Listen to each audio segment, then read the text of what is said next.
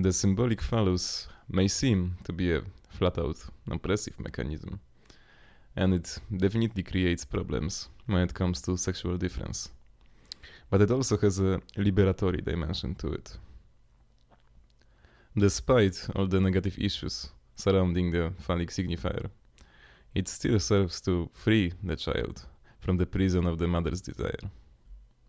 We can also call the symbolic phallus the signifier of freedom. Let's have a look at two very important quotes from Lacan. Quote: "Don't you know that it's not longing for the maternal breast that provokes anxiety, but its imminence? What provokes anxiety is everything that announces to us, that lets us glimpse, that we are going to be taken back onto the lap.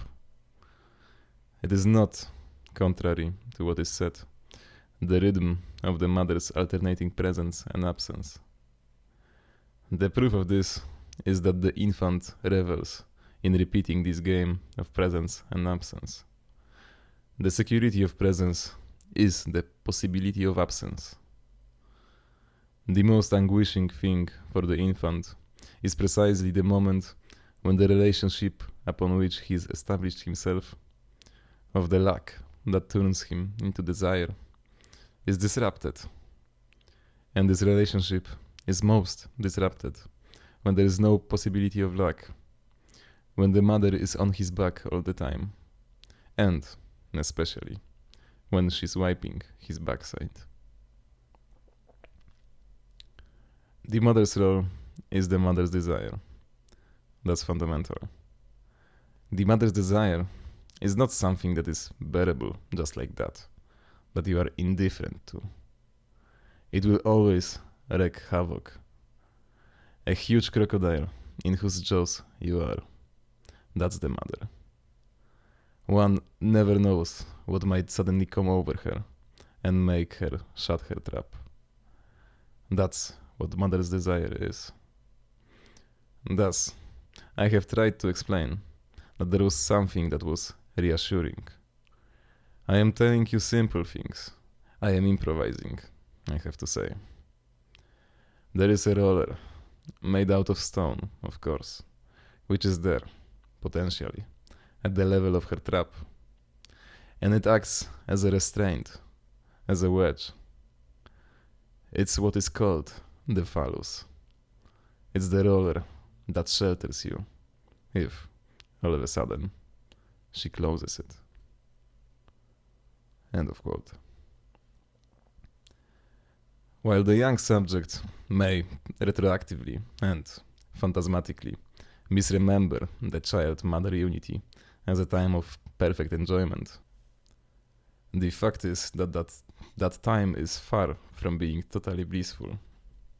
Sure, children often cling to their mother's bodies. The maternal body is clearly a source of enjoyment. However, half the time, kids are trying to escape the suffocating presences of their mothers, trying to free themselves from their laps. The child's attitude is one that says, "Jeez, get off of me, go away, leave me alone, let me have some breathing room."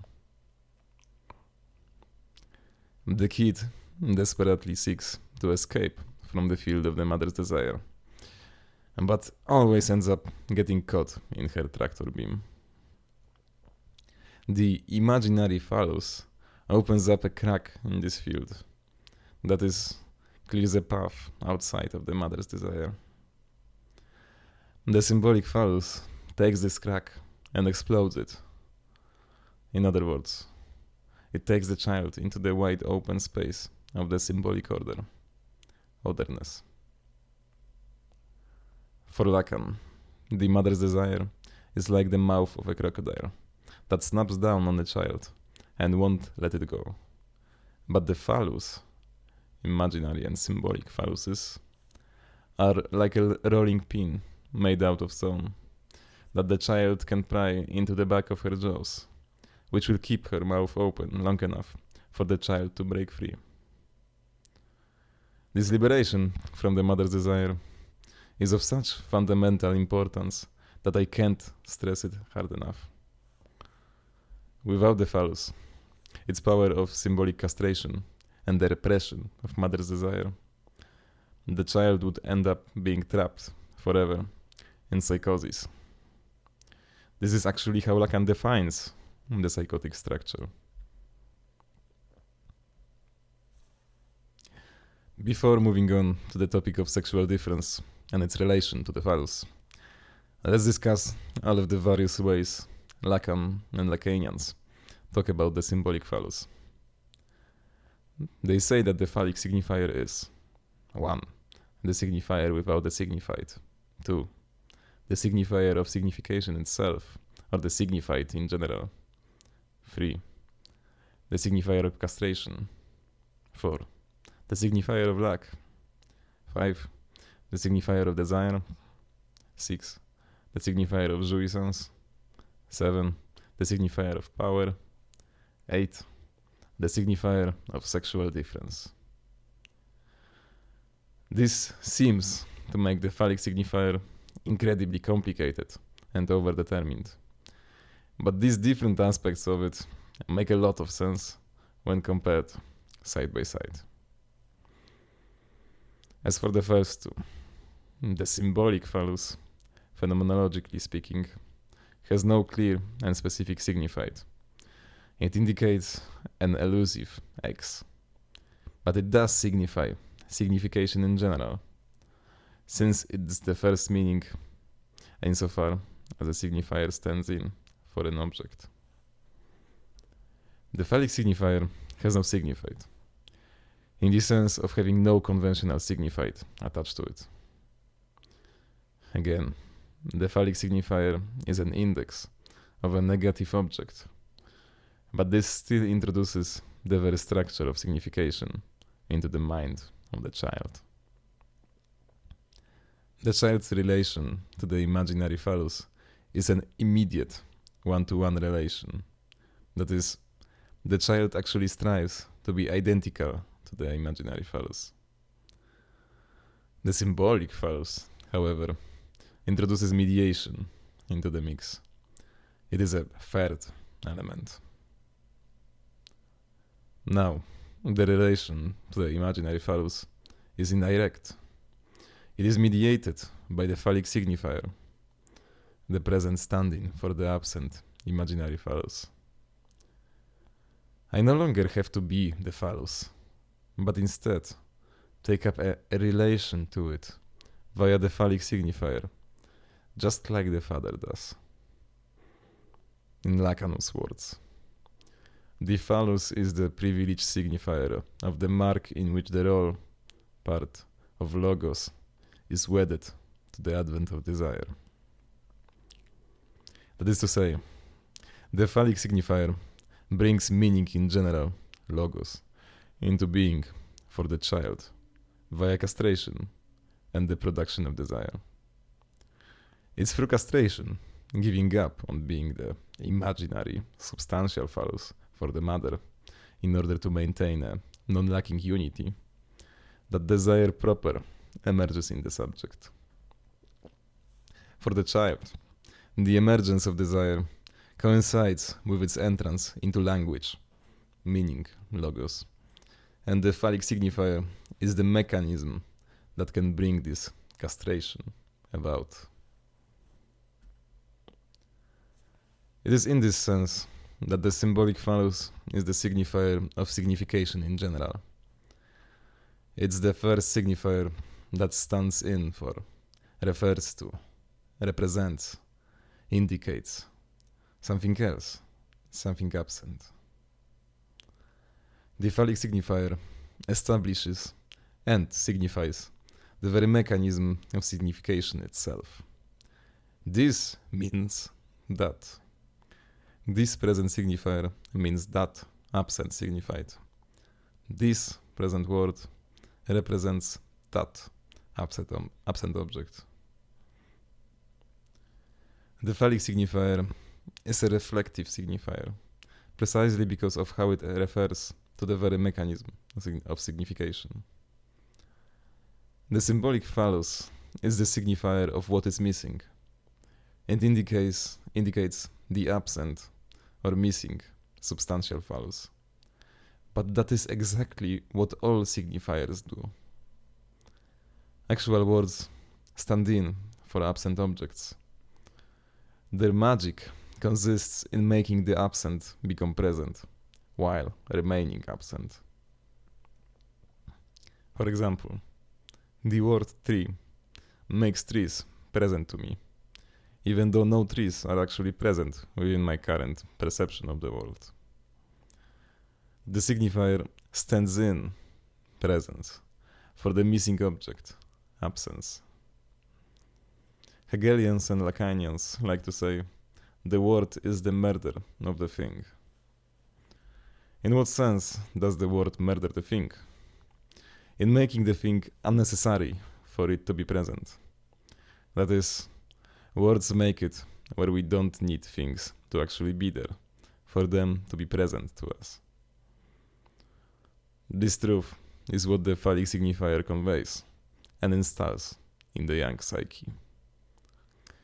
And, of course, the one who bears the phallic signifier must have what is missing or can supply it, but really cannot, since it doesn't exist. What about the symbolic phallus being the signifier of castration, lack and desire? Well, these three go hand in hand. We desire because we lack, and we lack because we have been castrated. Castration occurs when the child accepts its own lack, its inability to be the object that totally satisfies the mother, and begins to desire the lost jouissance it had to sacrifice in giving up on the mother-child unity. This is not a real loss, but simply the retroactive effect of language, law, prohibition, etc. We lack the power, imaginary phallus, to satisfy mother's desire, and we lack the jouissance we once had. This loss of jouissance and its reification is what Lacan called objet petit a, or the object cause of desire. For the subject, it's as if desire is caused precisely because it has actually lost some essential part of itself that filled it with excessive excitation, jouissance. Regaining this lost object would, therefore, return the subject to a state of libidinal bliss. Again, a state that subject was never actually in. We can say that the objet petit a, cause of desire, is produced by the castration imposed on us by the symbolic phallus, along with the name of the father.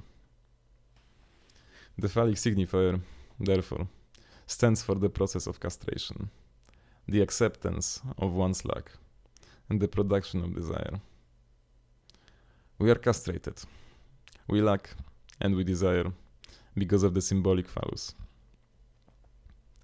This leads us into the next aspect of the phallic signifier. The symbolic phallus is the signifier of jouissance, enjoyment. As we know, the phallic signifier is the first signifier, or the signifier of the signified in general, precisely because it signifies something absent, substantial phallus, imaginary phallus, libidinal power. But it also signifies the absence of jouissance, of the subject's enjoyment. It is as if the phallic signifier literally confiscates our jouissance and locks it away inside of itself. That our lost enjoyment is actually contained inside of this signifier.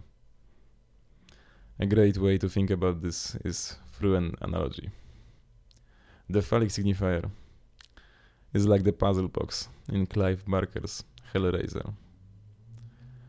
This box has the power to open up a gateway to another dimension of reality, filled with the most hellish, extreme, and violent forms of jouissance. When opened, various torture devices appear along with 4 monstrous, sadomasochistic figures called the Cenobites. Frank, a man who opened the box, says of it, "It's dangerous. It opens doors. Doors to the pleasures of heaven or hell. I didn't care which. I'd thought I'd gone to the limits. I hadn't. The Cenobites gave me an experience beyond the limits. Pain and pleasure. Indivisible." The lead Cenobite, named Pinhead in the sequels, says, "You solved the box. We came. Now you must come with us. Taste our pleasures." Simply put, jouissance is in the puzzle box, phallic signifier. There is fundamental association we make at the conscious level between the phallic signifier and objet petit, the surplus of lost jouissance. The symbolic phallus is also the signifier of power. We already understand how this works, but I just want to make a few brief connections. The one who bears the phallic signifier is thought to have the power, substantial phallus. But if the phallic figure has the power and the phallic signifier, then he or she has a certain power over jouissance. The phallic figure has the power to give or take jouissance, which, in turn, means that this figure also has a power over our desire, that is, can easily manipulate our desire. This sort of manipulation occurs on the unconscious level, and not so much at the conscious one. However, this is why the manipulation is so powerful. We can end up having incredibly extreme libidinal investments in the phallic figure, since he can be unconsciously viewed as the one who can give jouissance to us, and can take it from our enemies. But we can also have an immense hatred of this figure, and can intensely enjoy hating him, since he threatens our jouissance.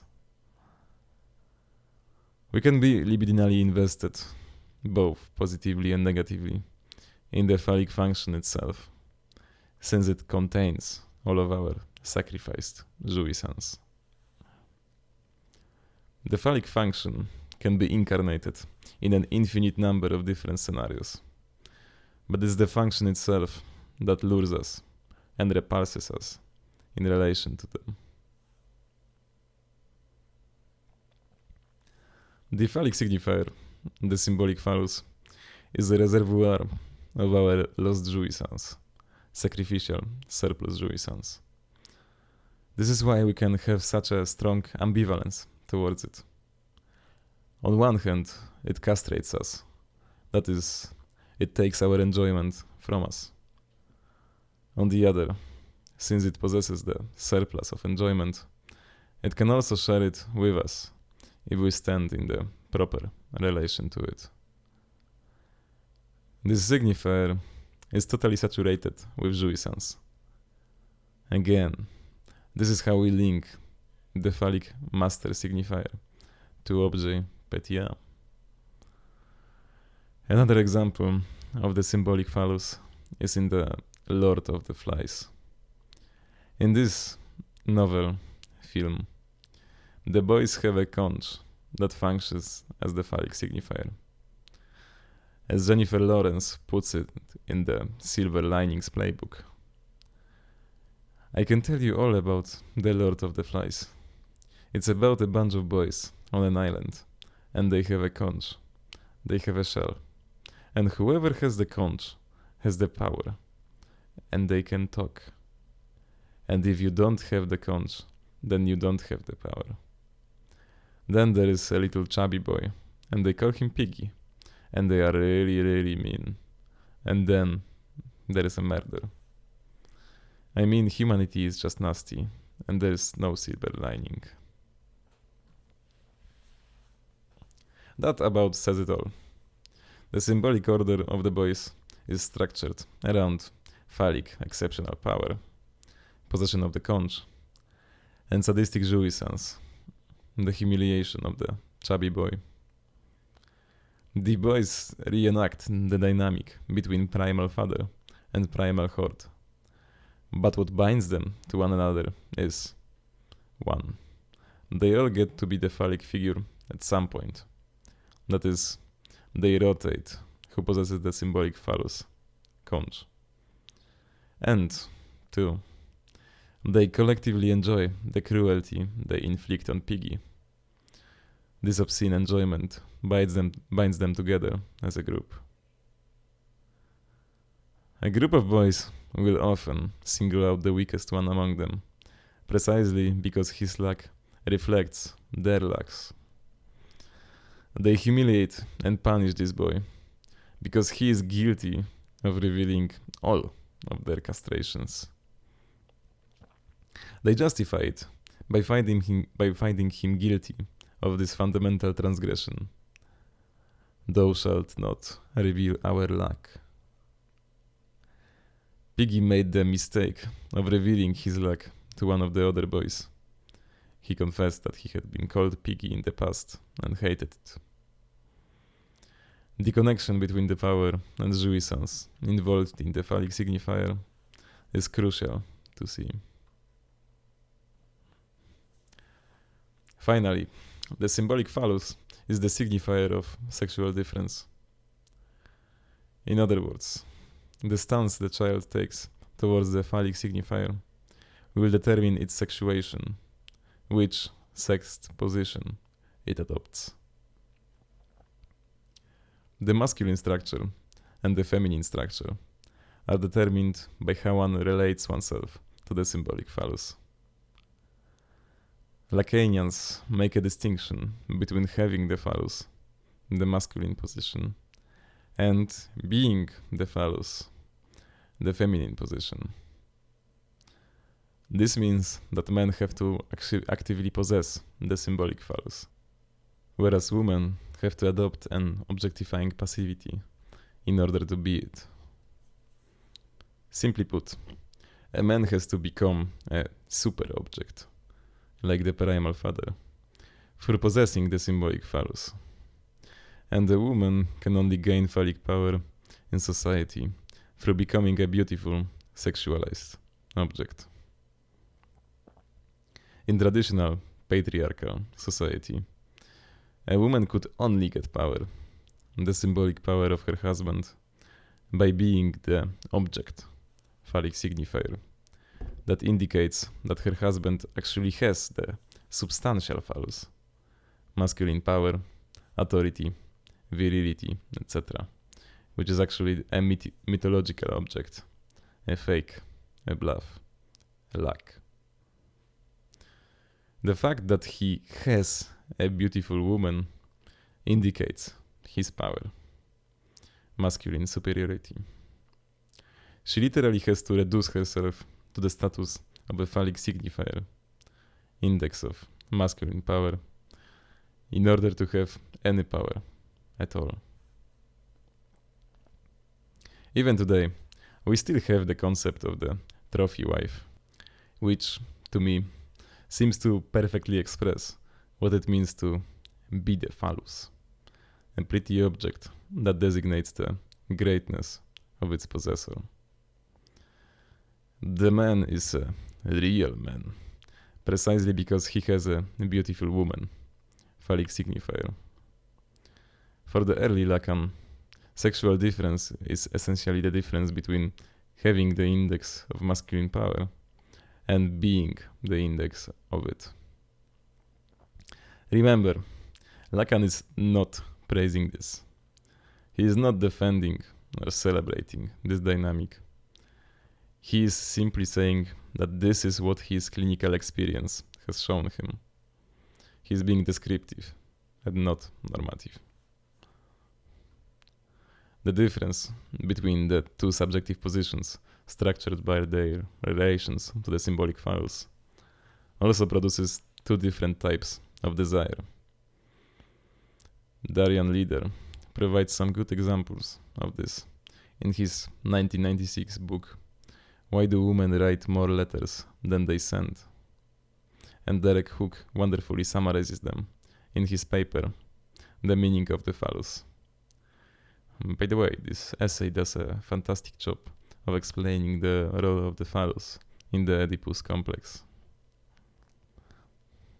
Let's take a minute and read Hook's summary of one of Lieder's best examples.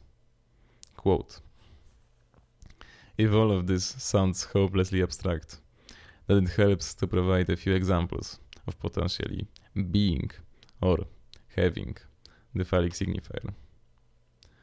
How do you respond to castration, to the fact that the phallus is lost to us, to the fact that we have a lack at the center of our being that needs to be covered over? We do this by taking on one of two possible relations of potentiality to the phallus, or put differently, by being positioned in a particular relation to our desire. Lieder provides some interesting examples in this regard. A man is sitting at a cafe and sees a couple walk past. He finds the female attractive and watches her. What is the typical masculine relation to desire we see epitomized here? He fixes his interest on her and wants to have her. A woman in the same situation may well do something different, observes Lieder. She may be attracted to the man, but will nonetheless spend more time looking at the woman who is with him. Why so? Her relation to desire is different. It is not the wish to simply possess the desired object, but of wanting to know what makes this woman desirable for the man. Her relation to desire is about being like a signifier of his desire, of enacting this signifier of his desire in this way. A woman's interest is not simply in having one man or woman, in possessing a phallic signifier, but rather in understanding a desiring relation, in being able to enact something desired, in being a phallic signifier. This is her route to desire. While this may sound uncomfortably generalizing and a rather essentialist way of distinguishing between man and woman, it is worth pointing out that what is being described here are two structured relations to desire. Not all subjects who feel the bill, anatomically speaking, as women, may desire in the way outlined above. However, if Lacan is right, all people who take up a sexed position as feminine, who sexually identify as women, a group which, of course, may include those who anatomically we would identify as men, take on such a structured relation to desire. End of quote. This example shows how one's relation to the symbolic phallus, phallic signifier, one's sexed position, shapes the fundamental structure of one's desire. This distinction between having the phallus and being the phallus is essential, so I want to flesh it out with my own examples from pop culture. I think the opening theme songs from He-Man and She-Ra perfectly capture Lacan's insights on the phallus. That is, they are Lacan's early theory of sexuation in a nutshell. Let's watch both of them and then break them down.